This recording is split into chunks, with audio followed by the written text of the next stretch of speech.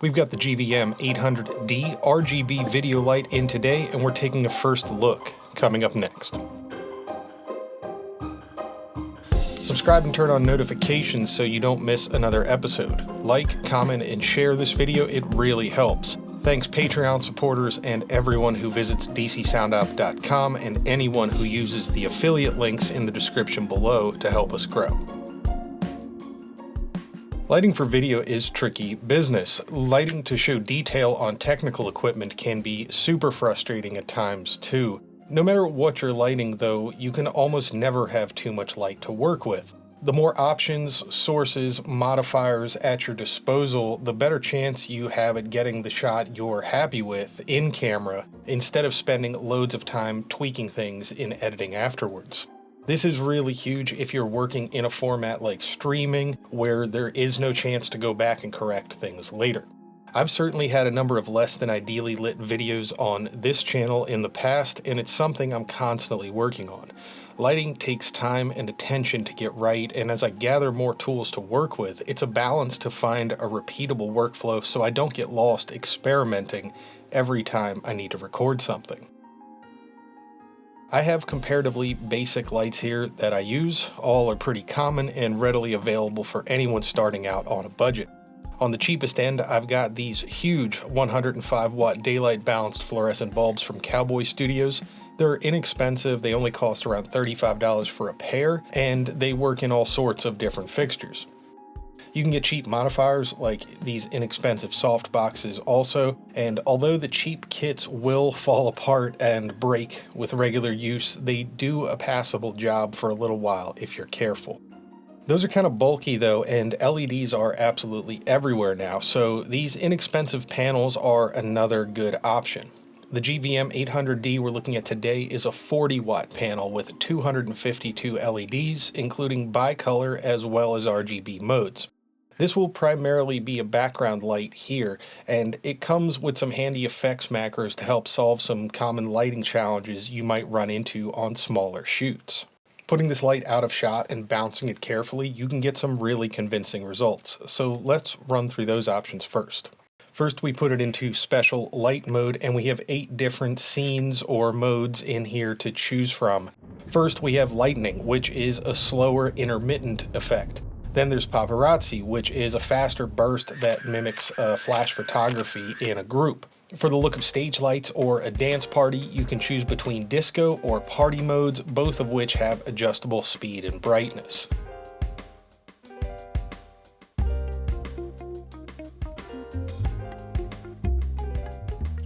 Next is bad bulb, which imitates a bad light bulb. After that is television, which is another flicker.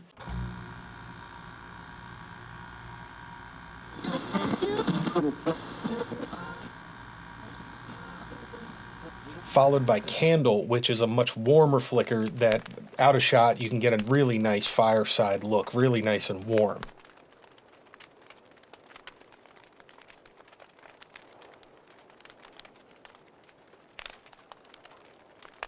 And then finally we finish up with a pretty convincing cop car. So for a background light or an off-screen effect, you're getting a lot of useful tools for the right around $100 price tag here, and it comes with a little soft case as well. No other accessories, just the soft case and the power supply.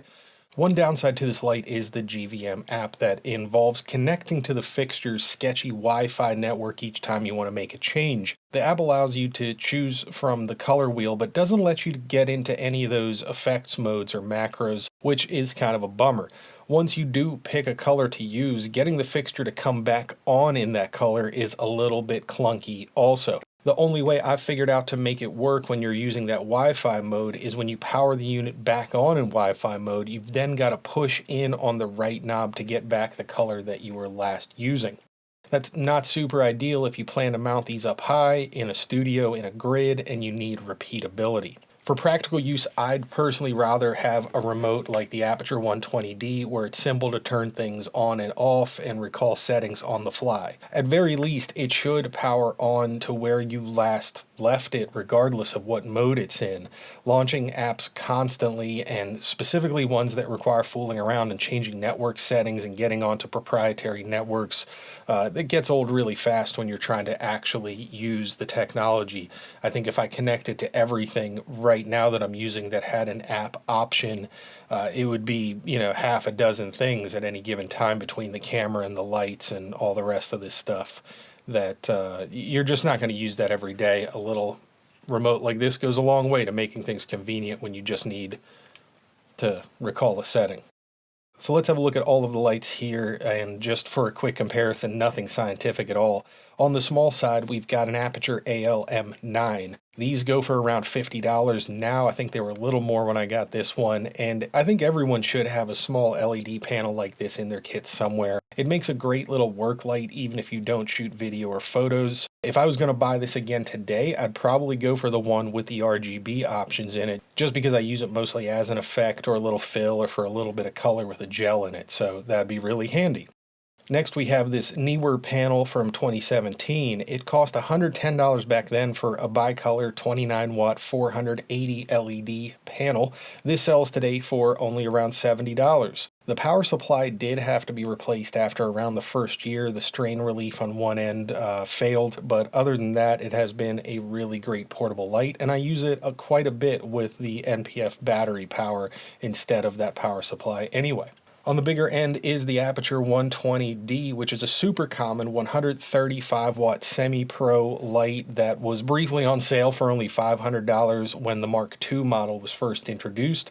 That Mark II model runs you around $750 right now at the time of filming, and these lights accept a wide range of modifiers, softboxes, grids, anything you could want to put on them to help achieve the exact look you're going for. So a much more professional fixture there in how you can modify the light. To be clear, these lights are really different, and this isn't a test for anything other than curiosity to see what they look like kind of side by side. They're each going to be used, and they each are useful in their own way, so I wouldn't suggest any one of them as a replacement for the other necessarily. You can see just how much of a difference, though, that there is an output between these simple $100 and below panels and something like a 120D. But between the two panels themselves, there's really not a whole lot in it for the bicolor settings.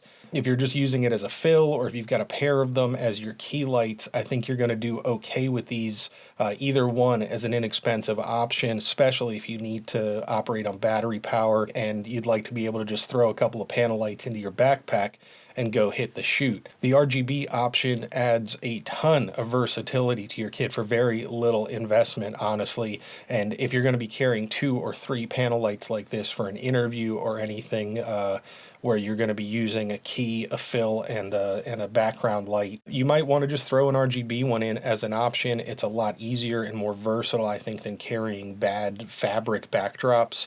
If you can find a wall that you can put some color on, you can really get an interesting look. And right now I've just got this one rotating behind me. It's a little bit more than what you could get out of $100 worth of seamless paper.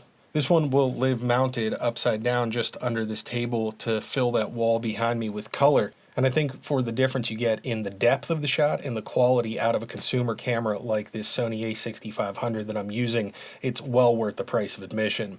What do you think, though? Leave it in the comments. Let us know what lights you use. What do you think of this? And what your experience has been with these various inexpensive lights over the years as you've tried different ones. It's always fun to learn from your feedback in these videos. Thanks for watching. I'll see you next time.